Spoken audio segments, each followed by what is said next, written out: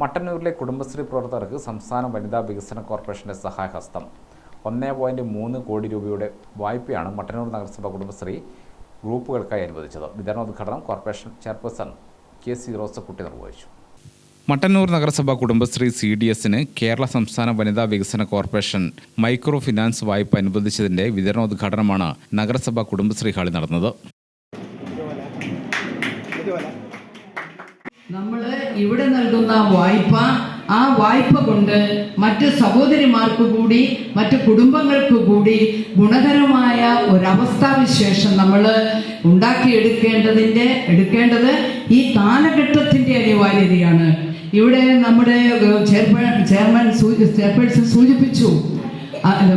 അദ്ദേഹം പറഞ്ഞത് ഒരു വലിയ കാര്യമാണ്. നമ്മൾ സാമ്പത്തിക മേഖലയെ നമുക്ക് ത്വരിതഗതിയിൽ വളർത്തിയെടുക്കണം.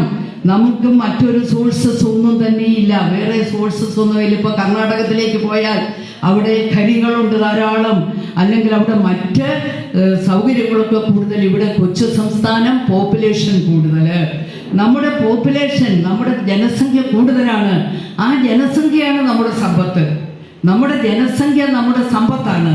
ആ ജനസംഖ്യ സാമ്പത്തികമായിട്ട് നമ്മുടെ സ്വയം പര്യാപ്തതയ്ക്ക് വേണ്ടി പ്രയോജനപ്പെടുത്തിയാൽ നമ്മൾ മെച്ചപ്പെട്ട മറ്റേ ആരെ കഴിഞ്ഞും ഇന്ന് നമ്മൾ കേരള സംസ്ഥാനം എല്ലാ മേഖലകളിലും തലയുയർത്തി നിൽക്കുമ്പോൾ നമുക്ക് അതുപോലെ തന്നെ തുടർന്നു കൊണ്ടുപോകാൻ സാധിക്കും. മനുഷ്യ വിഭവങ്ങളാണ് നമ്മുടെ സമ്പത്ത്.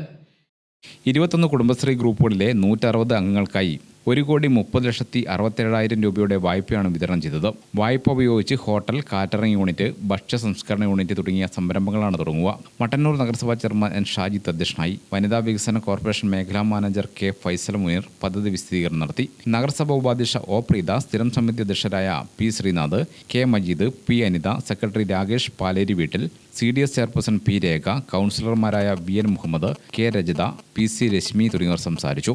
ഗ്രാമിക ന്യൂസ്, മട്ടന്നൂർ.